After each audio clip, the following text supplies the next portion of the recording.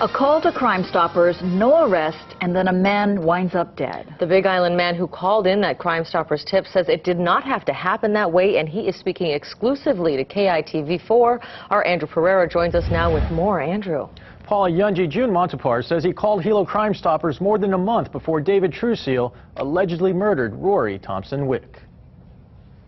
It was the afternoon of October 2nd when Jun Mantupar came across a disturbing image. Mantupar was skimming through a newsfeed that linked to the Honolulu CrimeStoppers webpage when he noticed a familiar face. He was actually the last person on the list, and I recognized him immediately.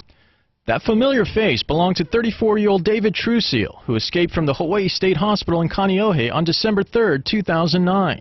In 2002, Truseal was acquitted for the kidnapping and attempted rape of an 8-year-old girl on Maui by reason of insanity. Mantupar recognized Truseal as a man from his son's Aikido class every Wednesday evening.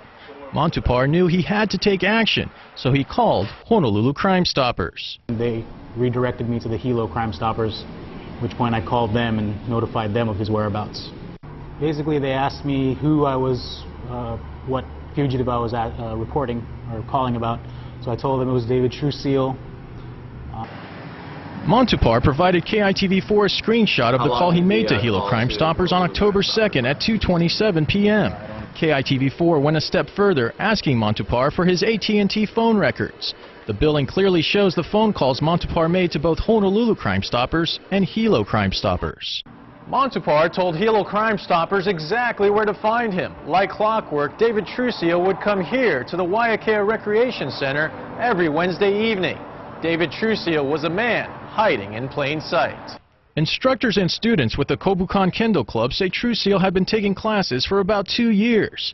Truseal used the alias Serif Swain, known by club members as a calm and unassuming character. I would have never thought that he would be, wow, like what you just told me is totally blown away.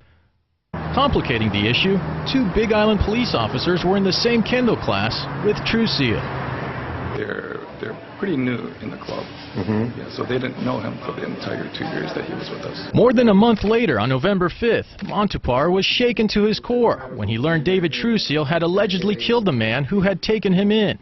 Rory Thompson Wick was allegedly stabbed to death by Truseal on a lot they shared in the Eden Rock subdivision in Puna. I just felt ripped off, like no way else to explain it. I mean, I thought my phone call would have had some kind of repercussions for his being out in the public. Himself a father of 4, Mantupar's shock turned into anger when reflecting on Wick's 3 young children.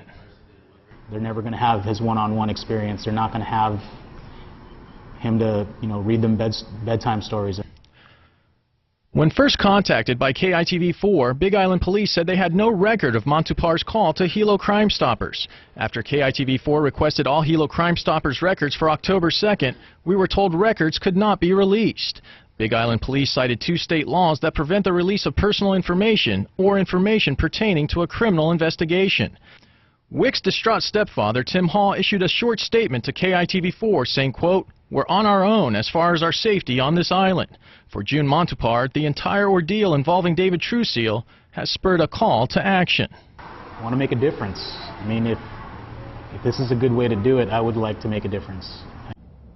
Last month, a Big Island judge ordered David Truseal to undergo a mental evaluation. Truseal remains in custody at the Hawaii Community Correctional Center. Yanji, Paula?